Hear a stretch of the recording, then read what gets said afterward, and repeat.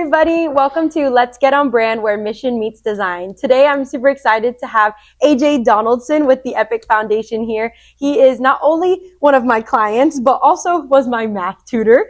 And he's the founder of the Epic Foundation. He does consulting, and he's a man who wears many hats. So I'm really happy to have him today to talk a little bit more about what he does and also how design has impacted his organization. So AJ, how you doing today? I'm doing wonderful. I'm doing well. I'm glad to be here. Yes, awesome. Thank you for having me. Of course. Thank you for being here. And so tell everybody who may not know about the Epic Foundation what it is, who it serves, and maybe a little bit more about how you got here. Yeah, absolutely. So Epic in of itself, as we know, has always been this acronym, right? It was this vision provided to me. So I can't even take full credit for it, but the inspiration from a community impact standpoint was experienced professionals impacting communities, EPIC. And the foundation was founded in 2014. It was started at our alma mater with 2 kids. And after 10 years of impact, we ended up reaching 1,000 students impacted. And in this last year, now we're on year 11, going into 12, we've already impacted another 1,000. But the motivation has always been about being able to build wealth and community simultaneously, which is exactly why the consulting has become very prevalent in everything I'm doing now, because a lot of people just don't know about how nonprofits and for-profits are technically integrated, right? We only know the surface stuff that we're being told. So being able to extend that education, right? Obviously my background in education from a tutoring standpoint with you, and then 20 plus years of business, which is crazy. So I now call myself a business engineer or business educator, but not in the formal setting of a school or classroom like you were in when we met.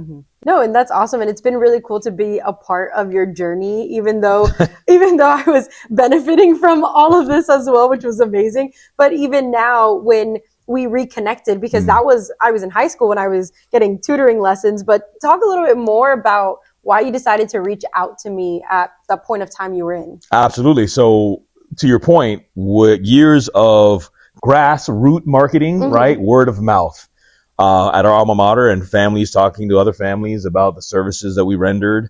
It wasn't even called United Mentors back then. It was Donaldson Scholar Mentors.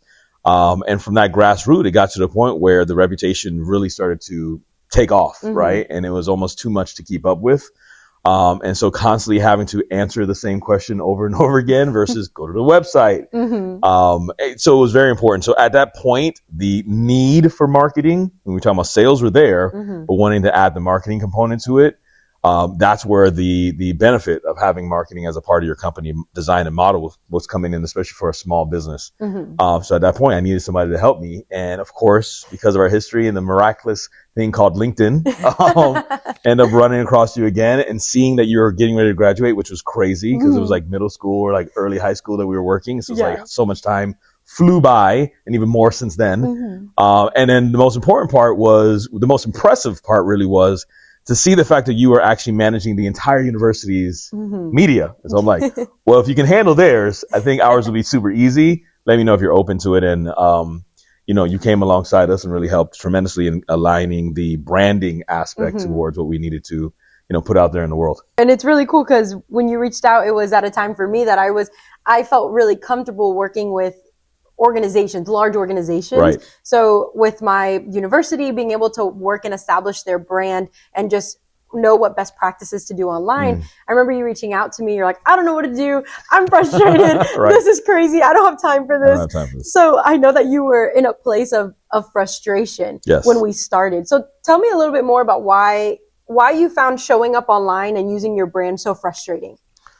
Well, that's a good question. So I always joke with people that I'm a little old school in that sense. Like, I'm getting older as it is already, but I was always old school, even as a child. Like, I didn't want to have to deal with those things in the first place. If I could stay off of any of these social media platforms, I would. We joke with the fact that I wish I could be, Amish, and just turn off every device in the world and just sing Kumbaya around the campfire all day. So that already just my personality in of itself, like not having to have the social proofing, right? I know what I can do, and a lot of people in the community also know what I can do. Who am I proving? I don't have to prove anything to anybody, that kind of thing.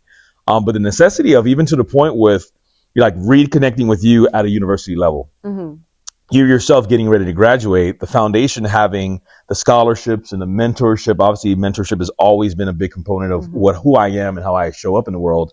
And then the career pathway. So you graduating and transitioning into the workforce was very present to me at that time as well. While here, me being the problem solver that I am, trying to solve my own problem here, is saying, wow, okay, so she's looking for work. At the same time, she's done a tremendous job managing this university's platform, and we need help. So the agitation around having to keep up with the various platforms, not just one, it's not just two, it's like 6. It's just so many. And we found out the hard way, even for the foundation, that if you don't have that social proofing, it could impede you from even receiving funds and funding.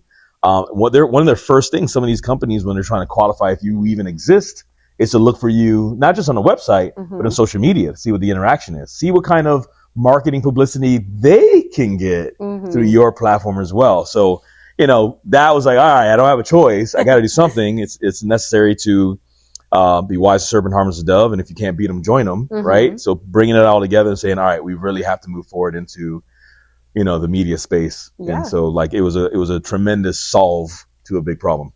It's really cool that you mentioned how these organizations that you're trying to partner with or collaborate with or get donations from, they're looking for that online presence. And I remember when we first started working together, your mindset was more, we need donations, because obviously that was the goal of your organization. Foundation, We need these donations to support our organization. Yeah. I found it really cool watching your mindset shift into social media for pushing donations to it being a place to build community that then organically brought those donations. Right. So talk a little bit more about that aspect of how we use your brand online to attract donors rather than just sales online. When we say in a department from a business standpoint, sales and marketing, right? So those two are synonymous. They go hand in hand together. To your point, the organic aspect of being able to appeal to people's sensibilities and them not just know you, not know that you exist, not just like you, but also trust you. So being able to not go out begging bread constantly and trying to sell, but really be able to convey value, right? And conveying value, there's a lot of communication that's necessary. And the best place to be able to communicate is through these social media platforms that people right now spend a lot of time on. And so in that, it was critical to obviously have the platform. But yeah, there's been a tremendous metamorphosis, even being able to align, right, with other organizations and other people in the community, because there's a compound effect when we do like the collaboration posts. When we do the collaboration posts, it's like, oh my goodness. Yeah. So now their people are seeing our posts and liking it and maybe even transitioning to following us versus, just doing a story or a general post. So we are all about collaboration, and that has been one of the features that we've adopted that has had a tremendous benefit. Yeah. And what's been really awesome too is we've seen the good and bad in these collaborations in terms of quality.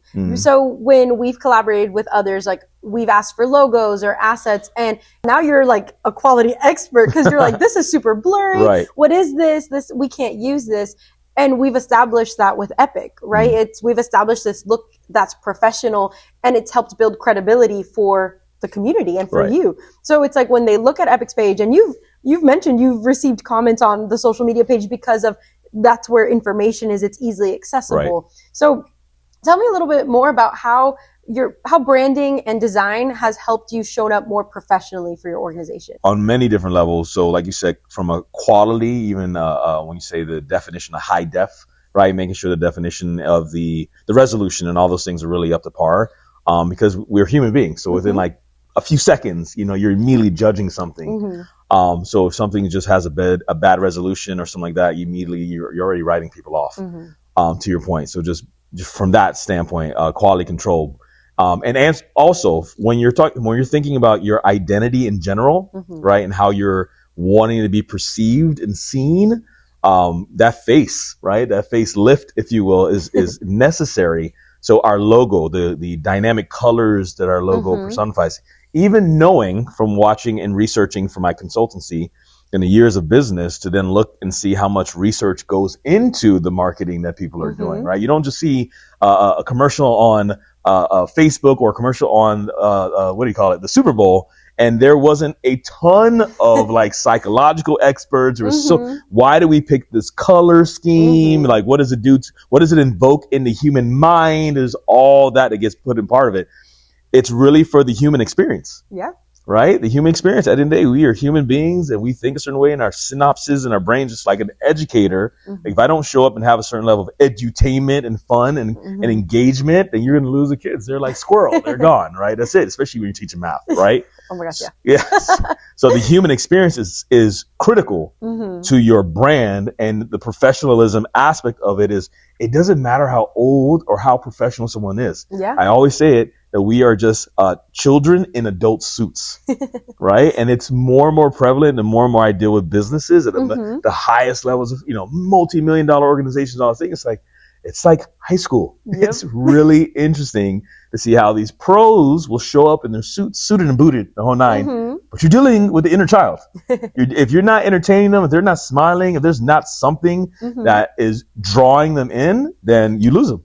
And then you don't get the deal. You don't get the opportunity. You don't get the money. You don't grow your business. So it's highly, highly necessary to be able to have that entertainment, edutainment, human nature at the forefront of what you're doing. And that's why when we work with brands, right? Like we're building brands, and we're going to be building a new brand soon. Yes. But you think of design first because of that aspect, and there's strategy behind building a brand, right? So when I came in, Epic was already established. I was just helping build out the identity of that brand. So it was already there. You already had missions and values, and how do you make this an extension of your organization? So now as we are starting a new project together and branding and seeing what that looks like forward, why was it important to you to think about design first this time? For so many different reasons why it's a good question, because of the experience from end to end. You're talking about the bookends. So A to Z versus now reverse engineering it, Z to A. So when we are looking to step into this arena, like I personally have had a brand in the community here at South Florida and even beyond for many, many, many, many years now, right? So there's a point of being able to help people not just see me as this brand only. So then we're having to do something that's a little bit more, I don't want to say drastic, but definitely not as like cute and fluffy and it's all about the kids and we love them. And yes, that's true. While at the same time, if you don't actually have the resources and the revenues to back that up, you can't help the kids. Yeah. Right. And especially in this economy, especially right now in the society we're in at this moment, this time, it's a very interesting time to be alive. AI, deepfakes. This could be fake. I could be a deepfake AI. Who knows, right? At this point. Should I splash water? Right. Just to make sure I'm really here. Pinch me, pinch yourself. Who knows? But having to not rebrand, but creating another streamlined brand had to have a completely different look. Yeah. We were playing with pastel blues and dynamic greens and like almost like neon green and whites and purples and all these colorful, very, very playful colors, right? These items that really help invoke a comfortable feeling, a childlike feeling. Over here, this is like, we got business to do. This is black and white. We were thinking about black, white, black, silver, right? Just like truth, direct. Hey, it's either black and white. What are we doing, right? From a consulting standpoint. So I have to show up different. I have to dress the part. You know, you have to wear your watches and your swatches, and you have to have your suits and all the things, because when you walk into that environment, you're on a specific mission, to your point. Yeah. That's the mission over here. This is specifically the foundation, like you said, Epic. Epic Foundation has a specific mission for the community that encompasses scholarships, mentorship, career pathways, but children, students, from babies all the way to their careers, from cradle to career, we say, right? Over here, this is the lifeblood, right? So it has to stand alone. It has to be able to stand out on its own, which means it has to have its own brand. And I think it was a huge mindset shift for you, and it helped me see how 360 we've come when you had this new business venture that you needed to do to support Epic. Right. And you mentioned, hey, I need a brand for this. Immediately. And you were the one who was like, I need this brand. And I was like, hold on a second. Something I've been saying is working. Big shift, yes. I was like, wait a minute. I was like, you don't already have everything established? No, nothing. So it's been really cool to see even your mindset shift. So for you, how do you feel you've been able to show up more confidently for the organization in using the brand? So not just being the brand, because I know a lot of times you're the face of it, but using the assets like the logo, the colors more fluidly. How has that been for you? I mean, it can be anywhere from email communication. So like, we can use our Gmail, but you need to have your domain name, right? They don't think you're professional if you don't have a domain name. You're coming from such and such at gmail.com, right? Or even the signature of your email. If the signature doesn't have that logo in this, these are the things that people are used to in order to perceive or prejudge something as being professional, right? And if you don't even have that, it doesn't matter what confidence and what else you have to back it. You don't even get there. Like we can't even get that far without it. So yes, it was definitely a major shift, like to your point. And as I said before, the reverse engineer it, right? We've gone the hard knocks A to Z, right? We did that already. We understand business. We've been doing this for decades now. We understand how to build and grow. At the end of the day, it doesn't matter what the business is. It really doesn't, especially in this country. Everybody, first of all, from a revenue standpoint, big old mighty dollar. At the end of the day, this is USD, United States of America, right? And, I've heard a business guru say that, I think I said this in the last segment, but a business guru who I connected to helped me understand that any and every business is in the business of procuring new relationships and causing yes. Period, right? You've got to be able to get new business, procure new relationships, help them feel you, know, like, and trust you, all the things. And then also be able to organically get that yes, especially today with all the things that are going on, right? How else are you going to do that if you can't show up right? Absolutely. Right? So, that's the key thing is how do you show up in the world? It's not just, and I'll say this also, it's not just what you know, right? And they get that quote confused all the time. It's not what you know, it's who you know. It's not just what you know. You had to know some things, right? If you didn't know what you knew, all the things you clapped a second ago to sync things up, and it was like, wow, I'm an audio engineer. I didn't even think about that. So in that, if it's not just what you know, it's who you know. Here's the other part, and what they know about you. And that's the first thing. Immediately, oh, this logo, that's a cool logo. That's oh wow. There's that immediately impressive moment.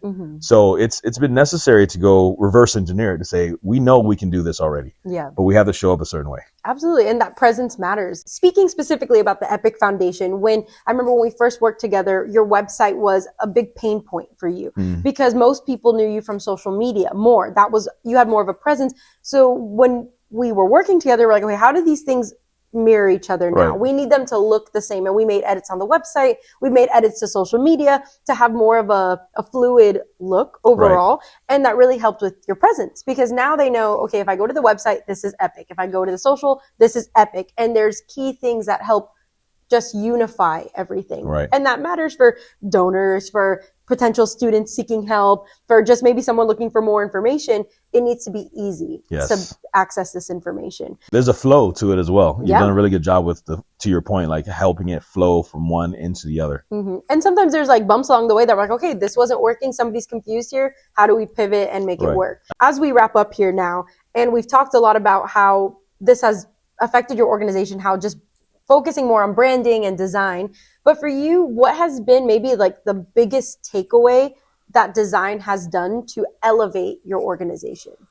Well, key word is design, right? It's been something you take for granted a lot of times, and not understanding. And we're not most of us are not the creatives, right? In that way, at least. And so not understanding the necessity around the design, the look, the logos, and all the things. So design in of itself, to be able to have creative people like yourself who has that skill set so that we can delegate, we can release it to you, we can still be able to even pour what is important to us into you, and then you use your creative license to create the thing that maybe from a subconscious level we may have in the back of our minds from a vision standpoint, but can't quite bring forward. That has been a huge key element, even right now. Like, so you mentioned it before, and I'm gonna bring it home. So the Epic Foundation had its identity, even to some extent a logo. Remember, we had gone through different variations of logos prior to Savannah, right? And it was like, all right, this ain't working, this is working. Eventually we got to this point, and then that's where you came along. But the logo was already established. Yes. Now we're going to this new venture. So from Epic Foundation to, in support of the foundation, Epic Results, and more specifically, Epic Results Enterprises, which again is all about collaboration. So from that standpoint, we don't have a logo, we don't have a website, we don't have any of those things. It's more like these are the things we've been doing behind scenes to help businesses grow and scale while also developing the community simultaneously. Full circle. how do we, what do we need to do there? So it's like, well, we have to get a website. Okay. We have to go and design a new logo. And so you provided a questionnaire that I'm still looking to finish. It's been busy. But those things are necessary. And I'm actually excited to see how things from this end, reverse engineering it, how it kind of comes about, because you came along later in the process of the foundation versus you're now at the forefront of the consulting firm. So it should be interesting. That this will save you a lot less headaches, because the biggest thing that we were doing was fixing mistakes or just making things more aligned. And it was like, okay, you had to do something to get it out there, but now you had to go back and fix and change and adjust. So now that you're starting from the beginning, thinking of design, which is great, now it's all seamless. And what you were talking about earlier about collaboration is this process that we have is collaboration. Absolutely. Right? Like, yes, I'm the designer, I'm the creative, but you are suppressed creative. I agree. I do agree. Yes. I know you're musical and talented in that way, but even when it comes to visuals, like you sometimes have ideas in your head, like you mentioned, that you're like, how do I just get it out? And when we talk about it and it's very collaborative, it's fun, because even you pull me out of my shell. You're like, try this, do this. And I'm like, you're right. Yes. So I think that process helps have a better presence online too, because you have multiple heads in there thinking and creating. And then because it's a collaborative process with the integrity of your brand as the focus, I think that helps just elevate that mission even more. There's actually two things that came to mind as you were sharing that and expressing that so eloquently.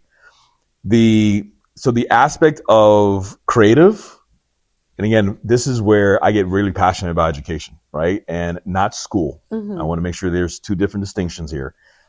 Education is from the day you're born to the day you die, right? You're forever learning in that respect.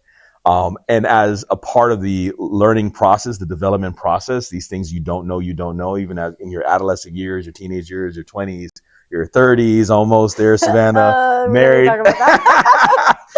marriage and all the adulting that comes up. What you said, I have suppressed creatives. Absolutely. Like, we all grew up, we were drawing. Yeah, we had some of us that were really, really, really good at it, and some of us who weren't so good at it. But in the day, there was always that development. And even from a music standpoint, we used to have band, and you had your little recorders and the xylophones that you had to play, because there was a developmental aspect of your right brain and your left brain, right? And yes, sir, ones of us have certain gifts, right? And you are going to excel in one area maybe more than the other. Yet we all have both sides. So to your point, you have an opportunity to express that creative side of yours, even within your business. But if you don't necessarily have that skill set, it's where you align with people like Savannah and right, and the design company to be able to come alongside you to bring that part out of you. Number two, and I have to say this because it's important even for your business.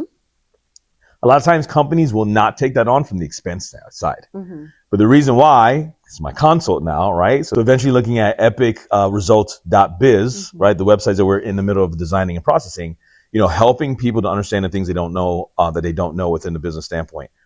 When you are starting up a business, there's a round of raising capital called the seed round, right? A lot of times we're doing this organically, don't even know we're doing it. And because we don't know, we're actually in that seed round. We're not necessarily reaching out for the help that we actually can get. For example, friends and family.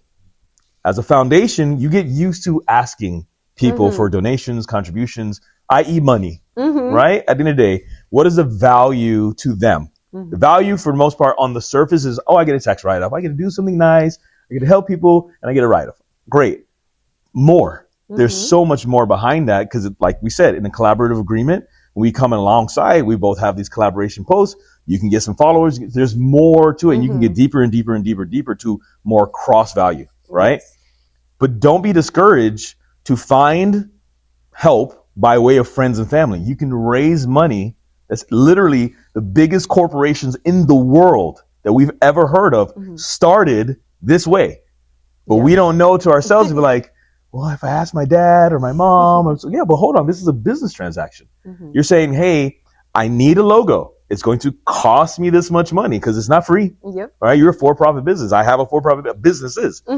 It costs money. This is the lifeline of all of our businesses here in this country. So you don't have to be discouraged that I can't afford it. It can be like, well, what if my mom, my dad, my cousin, My friends who believe in what I'm doing come alongside me Mm-hmm. and put in their dollars. We're not talking about tens and hundreds and millions of dollars, tens and hundreds of thousands of dollars. Mm-hmm. We're talking about tens and hundreds, maybe $1,000 Mm-hmm. to really get to the point of what you need in order to get to the tens and hundreds of thousands Mm-hmm. to potentially millions of dollars. So it's called startup capital, Mm-hmm. right? And it doesn't mean you have to go to your bank either just to be able to get the design that's going to really take off. Yeah. Help your brand take off. You know what I mean? And I think that's important to know, and thank you for sharing all that. Absolutely. Because really, I think that's what does stop people from investing in branding and design is because they think I can't afford it. There's other important things I have to get done Right. for my business, but this is an important thing for your business. Critical. Yes. This is so important because it helps establish that not only that look and feel, but it gives you a sense of consistency across everything that then makes you show up professionally, allows you to just voice more about what you do, right? Especially as nonprofits and churches and other organizations. If you have a small team, it doesn't matter. If you're a one-person show, which this man has been a lot, Yes. it doesn't matter because you can look professional and you can have that presence, but it does take initial investment, but Yes. it's worth it in the long run. And really, it saves you more money later because of that. I mean, we talked earlier about how when you already had something established and I came in, we were having to throw more money at it because it was now fixing and pivoting at this point. But After now, having already invested. exactly. Yes. So now you're doing it twice Yes. because of just trying to get it done to get it done. So Right. it's like, I want to emphasize that it is valuable. Design is valuable. And if any of these interviews or these talks have shown that, is that design is valuable Yes. for your organization, no matter how small it is. But starting there is really important. But AJ, I want to thank you so much for Of course. being here and just sharing your wisdom as always. And if you want to keep up with AJ, you can find him on social media at the Epic Foundation, soon to be Epic Results as well. And this is Let's Get on Brand, where mission meets design.